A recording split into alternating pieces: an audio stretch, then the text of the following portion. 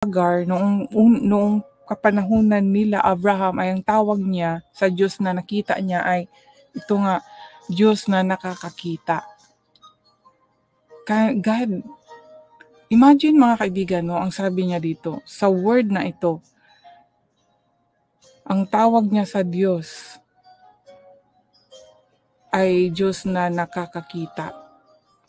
Kahit sa atin, no, ngayon sa ating present time, kahit hindi natin nakita ang Diyos, pero tiyak nakikita po niya tayo dahil itong ang word na to, mga kaibigan, no, Old Testament, Genesis po, ang tawag ni Hagar sa Diyos ay Diyos na nakakakita.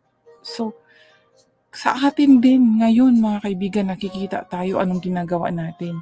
Anong ginagawa ko? Ito, nagla-live ako, I talk about God. Nakikita ito ng Diyos, mga kaibigan. Hindi ito lingid sa Kanya. Sa inyo din po kung ano po ang ginagawa nyo ngayon. Nakikita din po ng Diyos yan. Lahat po sa atin ay, meron po tayong mababasa na lahat ng ating, tayo, no?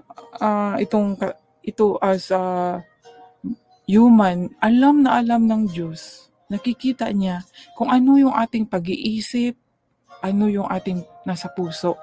Kitang-kita ng Diyos, alam na alam niya.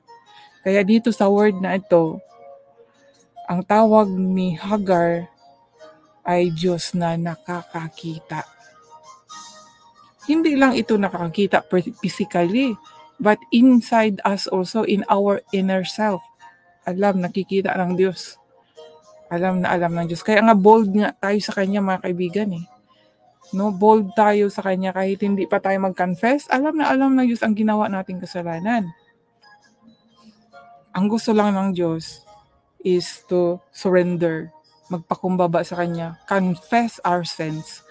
Hindi po tayo dapat magtago-tago kasi alam ng Diyos eh. No? Kaya amazing po, mga kaibigan, ang salita talaga ng Diyos. Dito na-encounter natin, ang tawag ni Hagar sa Diyos ay Diyos na nakakakita. No? Nakita siya imagine sa isang lugar na walang katao-tao, siya lang doon. Imagine natin nakaupo siya dito sa lugar na ito nga dito sa gitna ng Kadesh at Bered na tinatawag na Verlahai-roi kasi nandoon siya eh. Iyon ang bukal na naroon, bukal. So, mayroong doong tubig. bukal, no? So, yun. At nandoon siya. Siya lang. Nakita siya. Kaya amazing po yung God. So, dito po, mga kaibigan, sa chapter 16, ang akin pong natutunan ay tungkol po sa pag-uugali na yun nga, kung tayo po ay makakamit tayo ng isang bagay, ay huwag po tayong malaki o magmayabang. Dapat humble pa rin tayo. Nakagaya nga po dito na dahil si Sarai na tunay na asawa ni Abraham ay hindi po siya nabuntis at yun nga binigay niya ang kanyang alipin kay Hagar, alipin na si Hagar kay Abraham, no? At yun, nagbuntis siya, hindi na nagbuntis si Hagar, ay parang lumaki ang ulo, inano niya si Sarai. So ngayon naman si Sarai ay syempre nasasaktan at inano niya si Abraham na dapat kanyang suwayin si Hagar na para hindi nga siya masaktan kasi siyempre kung ikaw tunay na asawa at yung ikalawang asawa ay nagbuntis na ako ang tunay na asawa hindi nagbuntis, siyempre nandoon na yung yung inferiority complex pang tawag doon, siyempre doon pa lang, no, nagkaroon na talaga ng yung timbang-timbang na mas maangat na si Hagar kasi nagbuntis siya. Tapos ngayon pag dahil nga nabuntis si Hagar ay nagmamalaki siya, mas lalong naging parang nagkaroon ka ng stress or depressed, no? At dahil nga dito din sana aking naunawaan, mas mahal talaga ni Abraham ang kanyang asawa na si Sarai, kaya ibinalik niya si Hagar kay Sarai. So ngayon, control na naman uli ni ni Sarah itong si Hagar, no? Kaya dahil bilang amo ay kahit na siya ay merong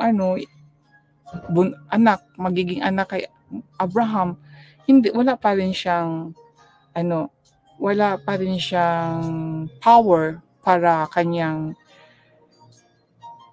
talunin si Sarai dahil under siya kay Sarai. So ito yung mga sitwasyon na matutunan po natin na iisipin po natin sa isang lugar din na may mga ganitong tradisyon na sinusunod, kagaya ng mga Islam, na pwedeng mag-asawa ng mga ilang asawa, ay hindi lang natin alam, may mga ganito din, selos-selos, no? Sa loob ng, lalo na kung palasyo pa yung mga lugar na ganito yung mga pangyayari, na hindi lang natin alam. Pero, dahil nandito sa Bible, tiyak, mayroon ding mga pangyayaring ganun. At dito mga kaibigan, amazing. Para sa akin, amazing ang Diyos talaga. So, dito natin malalaman mga kaibigan ang kapangyarihan ng Diyos. Tandaan po natin, dito sa pagkakabuntis po ni Hagar ay hindi po ito plano ng Diyos, kundi plano po ng tao, no? Dahil si Sarai nag-suggest kay Abram na sumiping kay Hagar para baka sakaling magkaroon sila ng anak. So sa pamagitan ni Hagar ay magkakaroon sila ng anak, no? So plano po nila yon, hindi plano ng Diyos. Ngayon, malalaman natin, basta dahan-dahan po nating basahin, no? Malalaman natin kung ano talaga yung plano ng Diyos, mga kaibigan. Amazing.